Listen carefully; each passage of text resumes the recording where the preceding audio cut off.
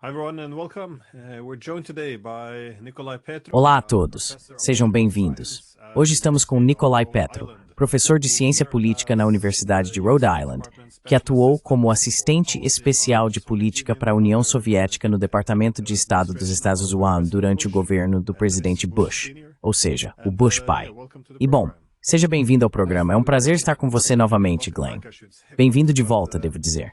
Provavelmente. Recentemente li um artigo seu sobre a doutrina Trump e achei essa ideia muito interessante porque as pessoas realmente estão tentando entender o que é Trump, o que ele diz versus o que ele faz. E bom, pensei que talvez você pudesse começar explicando essa doutrina Trump para nos ajudar a entender pelo menos como você enxerga os objetivos de política externa dele e também como ele busca alcançá-los. Goals and also how he achieves these goals. I wish I could. Eu gostaria de poder, mas há algumas coisas interessantes. Então esse foi um discurso feito pelo vice-presidente J.D. Vance, em Ohio, para um grupo de, doadores republicanos. E nele ele citou o que chamou de doutrina Trump. Agora, fiquei surpreso por não ter visto isso sendo muito discutido desde então. Em outras palavras, eu estava conversando com alguns colegas na internet e eles não tinham ouvido falar disso ou não tinham visto muita discussão a respeito. Eu não vi isso sendo discutido além da primeira menção à descrição do que o vice-presidente Vance disse. Então não recebeu a atenção que esse tipo de declaração de um alto funcionário dizendo, bem, aqui está a nossa doutrina, quero que todos saibam, normalmente recebe. Não teve essa atenção. E um dos motivos pode ser que está mal nomeada. Não é uma doutrina.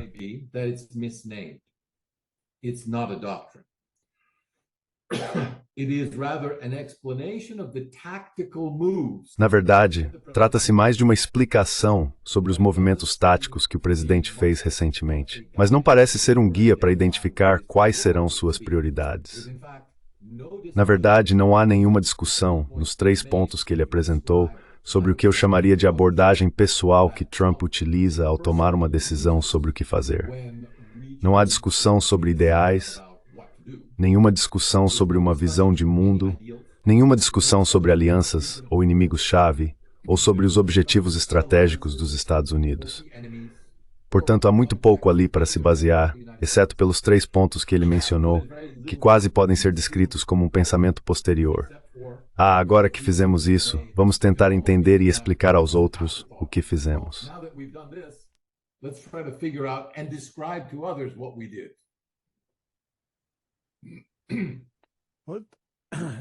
Minha interpretação do que ele queria responder, pelo menos, embora interpretar seus impulsos possa ser um pouco desafiador, é que Trump é efetivamente uma reação ao modelo esgotado de política externa dos Estados Unidos após a Guerra Fria. Ou seja, a capacidade de estar em todos os lugares ao mesmo tempo, de ter essa primazia global baseada em alianças. Então, parece que ele está mais interessado em obter um retorno maior sobre o investimento do império, por assim dizer. Ele quer que os aliados paguem por sua segurança ou pelo privilégio de serem defendidos. Ele não quer enfrentar todas as grandes potências ao mesmo tempo, especialmente na medida em que estão sendo empurradas umas para as outras. Ele está preocupado que todos esses compromissos estejam sobrecarregando os Estados Unidos e, claro, que estejam levando o país à falência. O modelo globalista desindustrializou a América e enfraqueceu o senso de identidade nacional. Então alguns o chamam de um Samuel Huntington, mas parece ser algo na linha do pensamento de Samuel Huntington.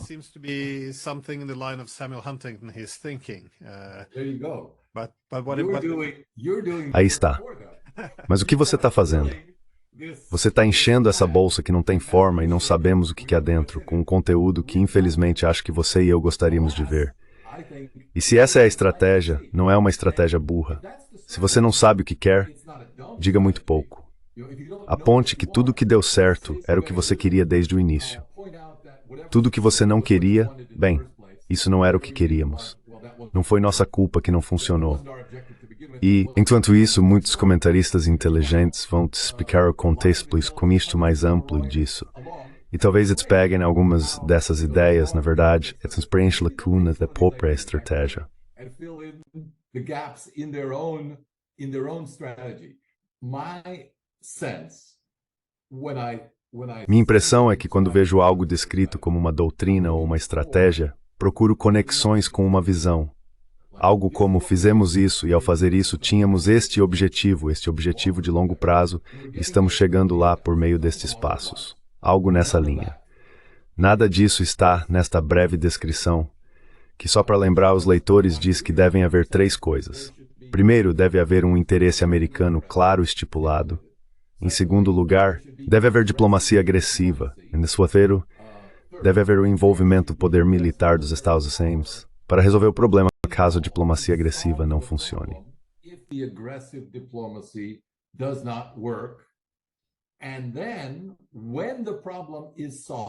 E então, quando o problema é resolvido, e devemos assumir que será resolvido, seja por meio de diplomacia agressiva ou com o respaldo do poder militar dos Estados Unidos, você entra com força esmagadora e sempre sai antes de se envolver demais. Ou seja, você entra quando quiser, sai quando quiser, e está sempre no controle da situação dessa forma.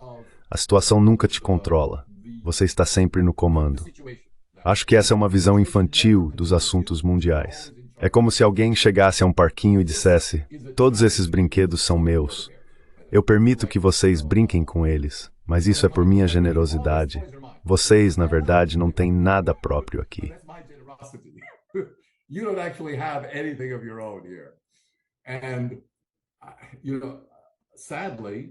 E, infelizmente, muitos dos nossos principais líderes políticos, senadores, congressistas importantes, não conseguem enxergar além dessa retórica.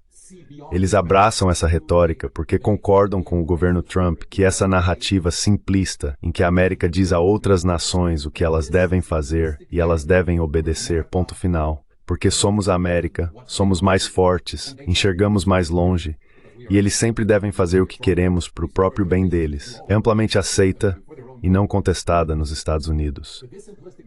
Se você começa a questionar nossa retidão, bem, ninguém consegue construir uma carreira política nos Estados Unidos desafiando nossos próprios mitos sobre nós mesmos.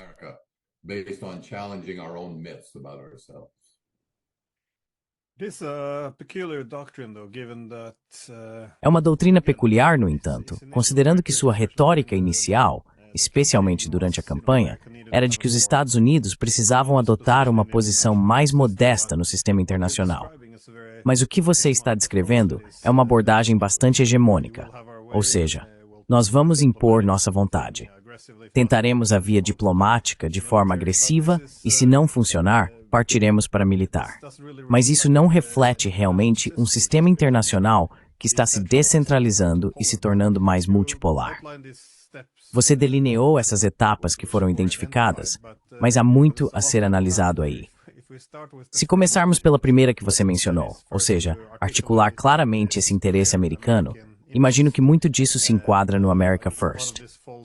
Mas quais exatamente são esses interesses americanos?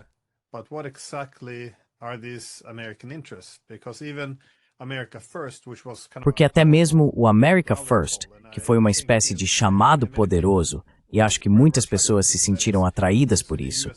Se você vê os Estados Unidos como uma potência hegemônica que esgotou seus recursos comandando o mundo, agora você gostaria de recuar e reconstruir a economia e a força dos Estados Unidos. Então isso faz sentido. Mas como vimos com o ataque ao Irã, acho que foi o filho de Donald Trump que argumentou: bem, isso não entra realmente em conflito com o America First, porque meu pai criou o conceito e ele decide o que isso significa. Então, às vezes, a America First significa ficar fora de guerras. Outras vezes, America First significa derrubar outros estados. Mas isso não é realmente um conceito claro ou interesses americanos claramente articulados. Então, nem mesmo está claro como perseguir seus interesses. Quais são esses interesses principais? Você vê a forma como Trump os persegue?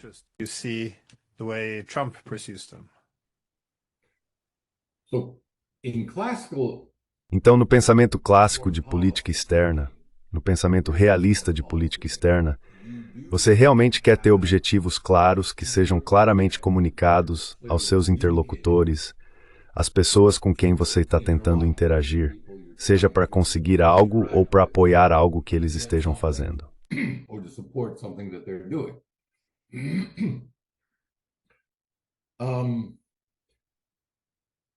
I'll disagree with you slightly when you said. Vou discordar um pouco de você quando disse que o America First pressupunha, se entendi corretamente, um recuo da ideia de hegemonia. From the idea of hegemony. Or at least Ou pelo menos priorizando a segurança dos aliados, esse tipo de fortalecimento dos aliados, eu diria. Nos primeiros anos da Guerra Fria, basicamente, os Estados Unidos concederam muitos acordos comerciais favoráveis aos europeus e outros estados na linha de frente para garantir que a Alemanha Ocidental fosse a boa Alemanha, que Taiwan fosse a boa China, que a Coreia do Sul fosse a boa Coreia. Eu definiria isso como acordos comerciais generosos para fortalecer seus aliados capitalistas, tornando-os mais fortes do que seus equivalentes comunistas.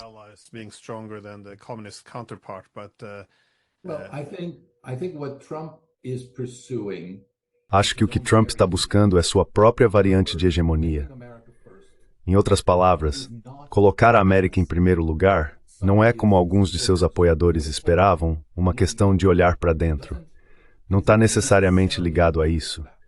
É, em termos de certas questões domésticas que têm ramificações na política externa, proteger a fronteira, reduzir a imigração, o fluxo de drogas e crimes e coisas desse tipo.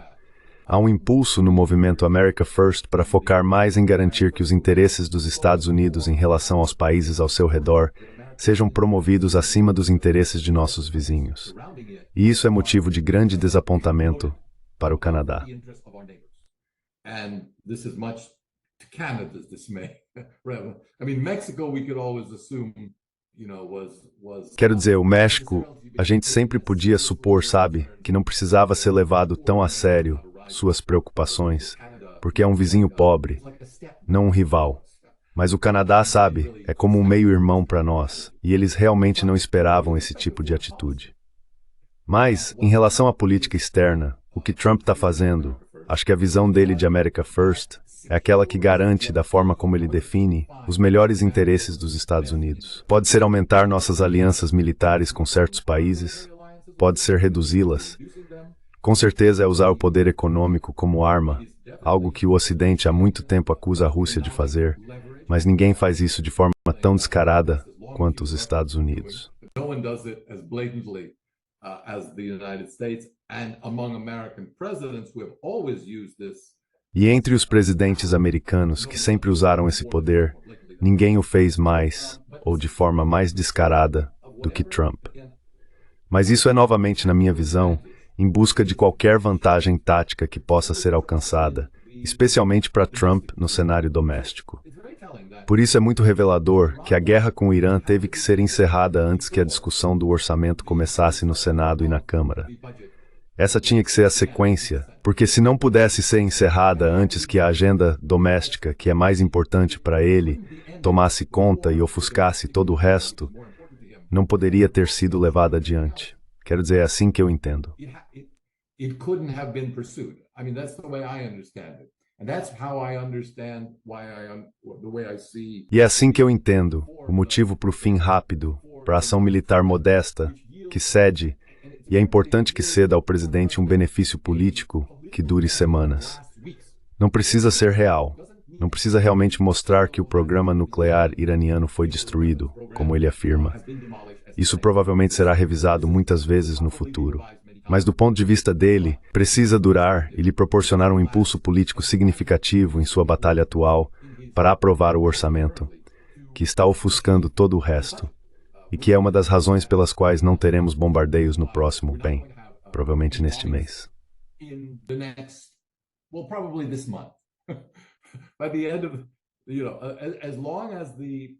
Até o final de, bem, enquanto o orçamento ainda estiver sendo negociado e conciliado entre as duas casas do Congresso, e até essa decisão final, teremos uma política externa dos Estados Unidos relativamente pacífica, com apenas proclamações sobre por que vencemos e por que o que fizemos será bem-sucedido ou foi bem-sucedido. E isso será respaldado pelos leais a Trump. Eu diria que neste momento é tudo encenação. Para o futuro, no entanto, isso deixa os Estados Unidos, mais uma vez, sem qualquer doutrina real. Agora, nós tínhamos uma doutrina, existe uma doutrina liberal, a doutrina Biden, a doutrina Obama. Antes disso, vários presidentes democratas, desde Clinton. Various Democratic presidents going back to Clinton, despite their differences. Apesar de suas diferenças, todos concordaram que existia uma ordem mundial liberal, na qual os Estados Unidos tinham um interesse direto em expandir e promover. Isso era feito por meio de propaganda, pelo soft power de seus benefícios culturais, pelos benefícios do comércio e do capitalismo e pela globalização. Também atuava militarmente por meio de alianças, que ocasionalmente precisavam ser respaldadas pelo uso limitado da força, mas em coalizão com outros membros do Ocidente, para afirmar algum princípio abstrato da política internacional, o que na verdade estava claramente nos interesses dos Estados Unidos, e não era respaldado pelo direito internacional.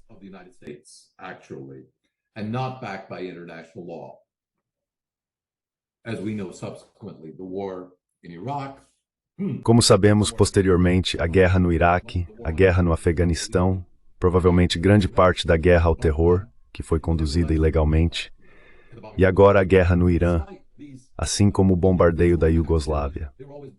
Apesar dessas ações individuais, elas sempre foram justificadas sob a perspectiva do direito internacional.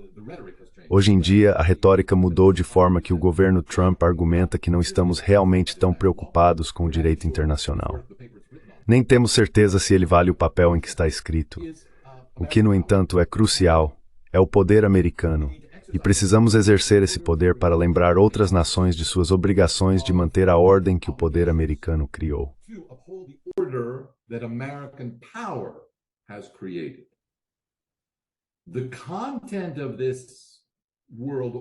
O conteúdo dessa ordem mundial, na verdade, não é nada além da dominação ocidental e de uma ordem mundial favorável, antes de tudo, aos Estados Unidos e àqueles aliados que os Estados Unidos consideram leais. Não há nada além disso. Não existe direito internacional além disso, nem ordem internacional além disso. Se eu tivesse que apostar, diria que é aí que estamos agora. É a revelação dos aspectos mais duros, do lado mais severo do que sempre foi a política externa americana. Pelo menos claramente desde a Segunda Guerra Mundial, desde o fim da Segunda Guerra Mundial, mas que vinha sendo disfarçado por uma retórica liberal. É provável que isso continue. Esse disfarce com retórica liberal provavelmente vai retornar após a era Trump.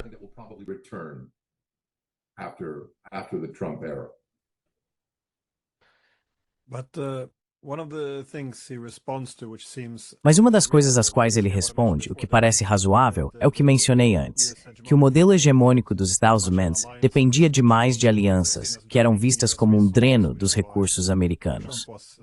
É por isso que Trump foi bastante hostil e retirou os Estados Unidos da parceria transpacífica, do NAFTA, coisas que elevavam os Estados Unidos a uma posição de liderança, mas que também eram vistas como aliados drenando os recursos dos Estados Unidos. Então parece que, se não se trata de abrir mão da dominância, é mais sobre tornar a hegemonia mais sustentável ao reconstruir o poder dos Estados Unidos, em vez de depender desses sistemas de alianças.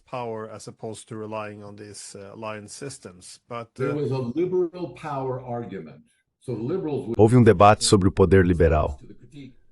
Assim, os liberais, em resposta à crítica de que estariam minando os interesses dos Estados Unidos ou colocando a América em segundo plano, diriam não. Olhe para a rede que estamos criando e para as condições e limitações que ela impõe ao mundo, e para a forma como conseguimos manipular essa intrincada rede de instituições financeiras, militares e jurídicas. E posteriormente, após o governo Carter, também organizações de direitos humanos e ONGs, em nosso benefício a longo prazo. O desacordo ali não era sobre táticas. O desacordo era sobre a visão final. E essa visão final, esse desacordo, permanece porque não está claro qual é realmente a visão liberal, pois nenhum internacionalista liberal pode se levantar e dizer o que realmente acredita. O que se acreditam nisso, certamente é o desfecho lógico de um globalismo liberal, um governo mundial.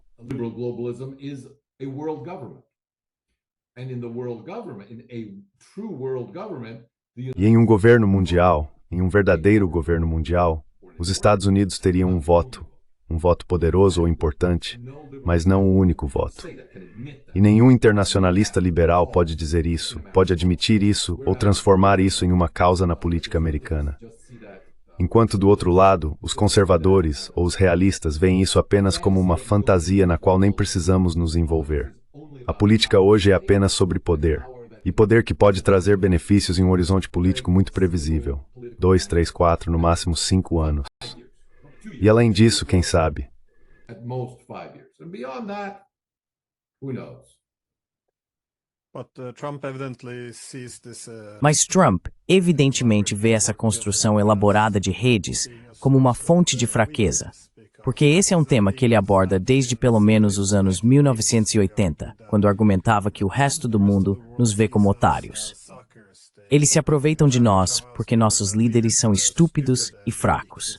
Isso é basicamente o que ele vem dizendo há mais de 40 anos. Se aceitarmos as limitações. If we accept the limitations, we can still join these Ainda podemos entrar nessas organizações. Acho que a estratégia do Trump é dizer, vamos entrar na sua organização, mas vamos fazer exatamente o que quisermos. E vocês vão fazer exatamente o que quisermos na nossa organização. Aí faremos parte da sua organização. E tivemos o Mark Rutte dizendo, sim, papai. Mark Rutte saying, yes, daddy.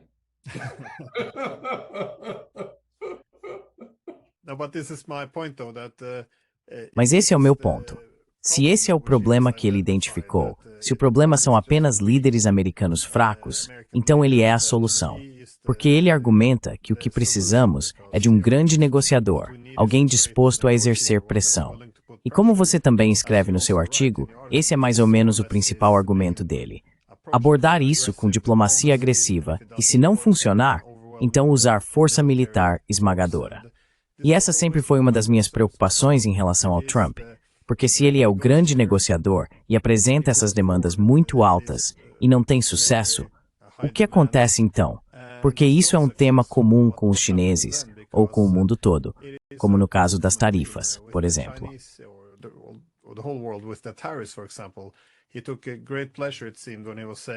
Ele parecia sentir um grande prazer ao dizer que, sabe, ele colocou tarifas no mundo todo. Agora todos estão ligando para ele, tentando conseguir um acordo conosco. Então o mundo inteiro estaria meio que correndo para a América agora, fazendo de tudo para concordar com qualquer coisa que ele diga. Claro, não foi assim que aconteceu. E essa é uma das frustrações com a China. Eles parecem confortáveis em ficar à margem e esperar que os Estados Unidos venham até eles. E é o mesmo com os russos. A ideia de que, bem, vamos oferecer um cessar-fogo e pronto, e os russos virão até nós. Mas para os russos, eles viam ou veem isso como uma ameaça existencial, então tem pouco espaço para manobrar. Então o que acontece quando eles não conseguem o acordo deles?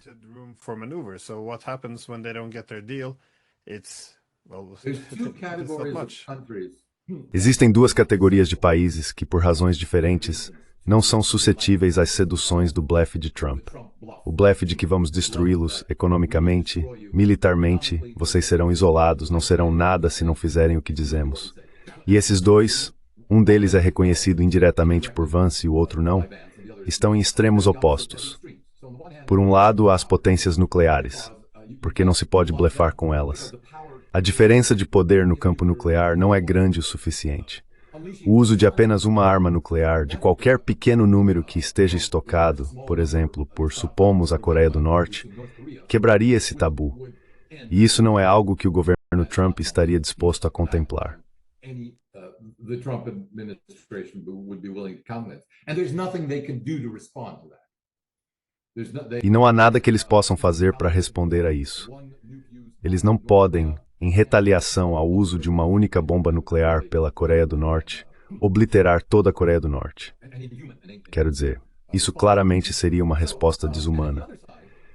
Então, por outro lado, acho que é preciso pensar em outra forma de lidar com potências nucleares ou potências que têm o controle de algum recurso essencial necessário ao Ocidente. Poderíamos pensar em vários exemplos disso, mas acho que isso é comparável a entrar em conflito com outra potência nuclear, como os Estados Unidos. A outra categoria é um país que é fraco e percebe a disparidade de poder, mas acredita que não tem escolha a não ser lutar, independentemente dessa disparidade. Então eles simplesmente ignoram isso. Eles apenas dizem sim, vocês têm todo o poder. They just say, yes, you have all the power. And we, North Vietnamese, during the Vietnam War, E nós, os norte-vietnamitas, durante a Guerra do Vietnã, sabíamos que poderíamos ser exterminados. Mas iríamos lutar por 20, 30, 40, 50 anos até que vocês se cansassem, porque vocês não usariam força esmagadora e não tinham a resistência para continuar essa luta indefinidamente. E esse cálculo, no passado, provou estar correto. Foi o secretário de Estado George C. Marshall, que dá nome ao Plano Marshall, quem testemunhou perante o Congresso que a América não pode, dado seu sistema político e suas dinâmicas internas, conduzir uma guerra estrangeira por mais de 7 anos, ele argumentou. Agora, acho que ele estava falando a partir da experiência da Segunda Guerra Mundial. E vimos os Estados Unidos conseguirem se envolver em guerras mais longas. A guerra mais longa, com mais de 20 anos, que os Estados Unidos travaram foi no Afeganistão.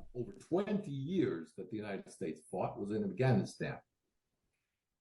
And there are the modern... E as guerras modernas, como vemos, podem ser conduzidas sem envolver grandes grupos da população. Existem profissionais, talvez você possa até chamá-los de mercenários domésticos, que formam uma casta profissional enviada para a guerra. A economia, se necessário, uma parte significativa dela, mas não uma parte prejudicial para o restante da economia, é dedicada a manter esses recursos disponíveis. E claro, cria-se uma cultura pró-militar para garantir que essas pessoas e suas famílias sejam valorizadas por seus esforços em nome da elite nacional. Mas esse tipo de guerra, ao que parece, pode ser conduzido indefinidamente, ou pelo menos ao longo de décadas. Como disse Medinsky, o principal negociador russo na Turquia com a Ucrânia na última reunião, Pedro o Grande, conduziu a Grande Guerra do Norte por 21 anos.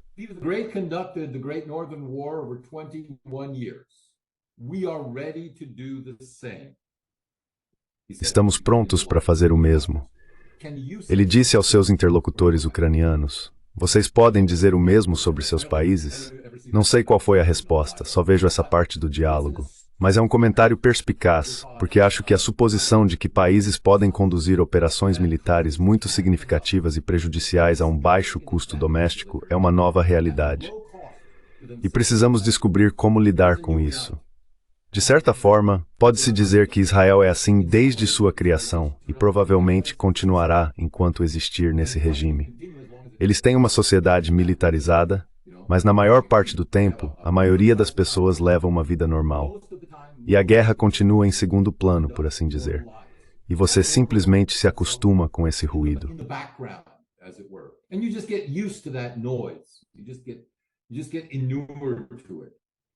Você simplesmente se acostuma com isso.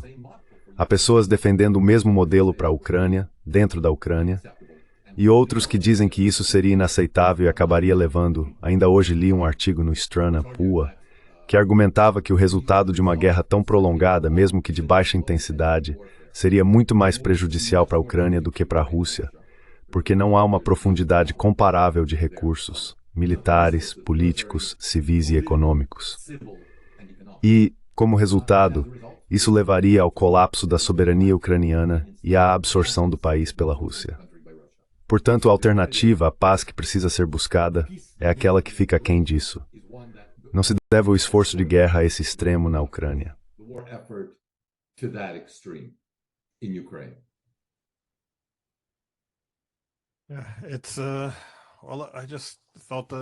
Eu só achei que o último passo disso, você descreveu a doutrina Trump, era depois de usar a força, sair de lá o mais rápido possível.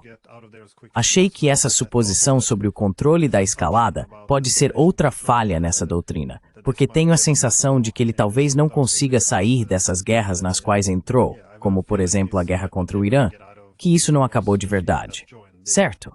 Isso ainda precisa ser visto.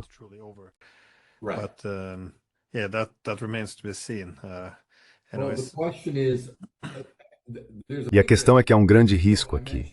Eu mencionei os 2 países com os quais você não quer se envolver, pois acredito que essa abordagem falharia com eles. Os países que estão no meio são suscetíveis porque têm tantas interconexões com a rede americana, com a ordem mundial ocidental atual, que para eles é uma transação. Vou perder algo, mas também vou ganhar algo. E com sorte, podemos fazer um acordo que não seja tão prejudicial para nós quanto se tornar inimigo dos Estados Unidos.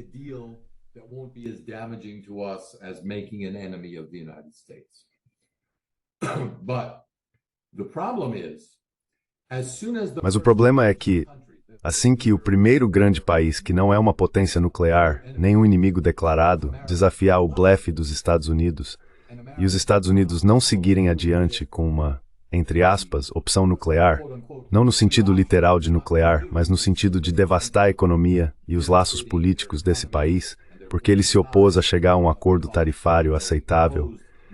Assim que esse blefe for desmascarado, acho que você tem uma carta que não pode mais ser jogada. É como em um jogo de cartas. Existem certos tipos de jogos em que você esconde sua carta de trunfo. Mas, uma vez que você a joga, todos sabem qual é e você não pode mais usá-la. Você só pode usá-la para aquele argumento, para aquela rodada.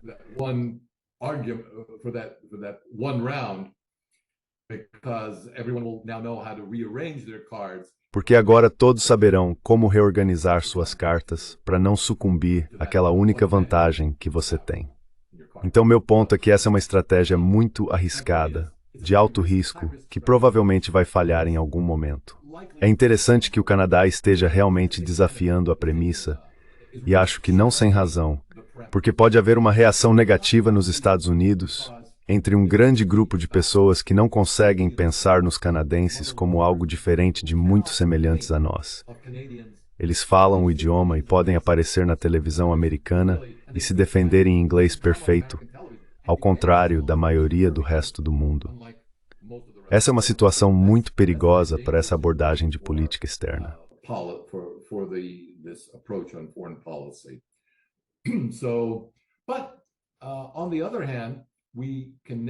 Por outro lado, nunca podemos subestimar a capacidade do governo no poder de controlar a narrativa, especialmente nos Estados Unidos.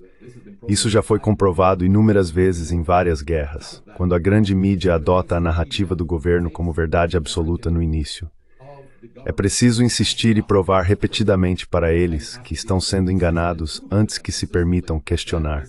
Porque o instinto natural deles, o instinto natural da grande mídia nos Estados Unidos é sustentar e apoiar o governo, porque é uma democracia, a nossa democracia. Quando eu, como repórter, apoio o governo, estou apoiando a democracia em sentido amplo.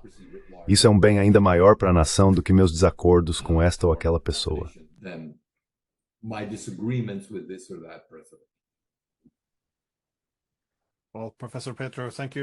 Bem, Professor Petro, obrigado pelo seu tempo, meu amigo. Agradeço a oportunidade de ouvir suas ideias. Então é isso. Obrigado pela sua visão. E para quem ainda não leu a doutrina Trump, eu recomendo que dê uma olhada. Realmente me fez refletir por um tempo. Então, mais uma vez, obrigado. Foi no Realist Review Substack do James Carden. Obrigado. Thank you.